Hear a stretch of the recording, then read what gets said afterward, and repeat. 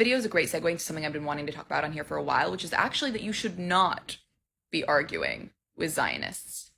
You should not be engaging in debates with Zionists. In fact, it goes against one of the fundamental principles of the Palestinian liberation movement. Like most liberation movements, there are a set of fundamental principles that the Palestinian liberation movement follows. They're called thaw, which comes from the word thabit, which means constant or remains. I'll let you look for a second at what those all are, but one of them is to denounce normalization in all of its forms. Engaging in debates with Zionists is a form of normalization, because what you're doing is you're providing legitimacy to their argument. You're saying this is something defensible. This is something which can be argued instead of being outright rejected, which is what you should be doing with Zionism. Zionism must always be outright rejected, like with all forms of racism. You wouldn't debate a Nazi. You're not supposed to debate a Zionist. Again, you're lending it legitimacy. You're normalizing that argument.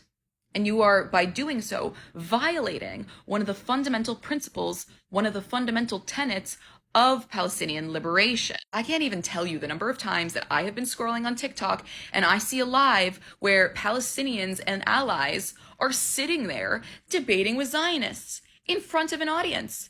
Sitting there violating Thawabit in front of an audience. And I get that a lot of people came to this movement purely via online. They haven't engaged in in-person organizing or activism. But one of the very first things that you learn when you do engage in that in-person organizing and activism is that we do not engage in normalization, and that debating Zionists is a form of normalization. I think it's a really common thing too. People will come into Palestine organizing, and one of the first things that they think is, well, why don't we just set up a debate? Why don't we just go and debate the Zionists? Everyone is going to see how ridiculous they are, and how great we are, how righteous our cause, how we are in pursuit of justice. And every single time it gets shut down. Because once more, you cannot claim to be a part of a movement and violate its principles. You can't move on your own in a movement. You have to be part of the collective. And remember, this isn't new. Palestine organizing, the struggle for Palestinian liberation, it has been ongoing for decades and decades, longer than most of us have been alive. So if you want to be part of the movement, you must respect and follow and learn its historical legacies and its precedent and its principles. So if you've been doing that, if you've been arguing with Zionists, debating with Zionists, stop.